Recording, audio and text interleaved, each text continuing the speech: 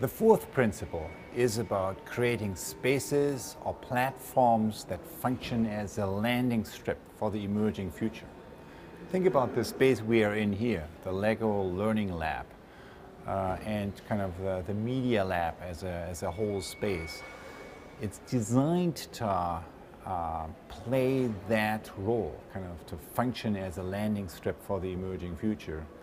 But with some of these societal innovations that many of you are involved in, your challenge is even more complex than just product innovation. So the question is, how do you and where do you create the holding space for the future that you want to create in that system to be experimented with in a safe way and to be explored kind of in a safe way where people can learn from mistakes and engage in new ways of relating to one another.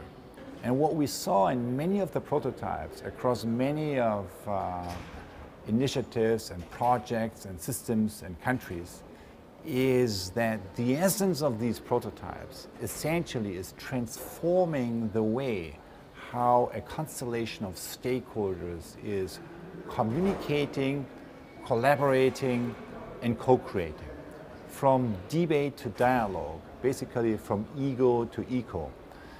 And to prototype these kinds of relational shifts, what it takes is 3D modeling, it takes role play, and also another method we have been using for that is called social presencing theater, which is a method that we hope to explore more with you maybe in the part 2 of this u.lab, possibly next year.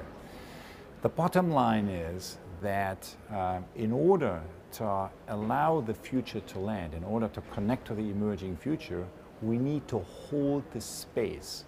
We need to create kind of spaces like you can feel, you can experience here in the context of the sector and the system that we try to bring that innovation about. So how do we hold the space? How do we create the environment for something new to emerge and to be experimented with on a small scale? That's principle number 4. Platforms and spaces that function as a landing strip for the emerging future.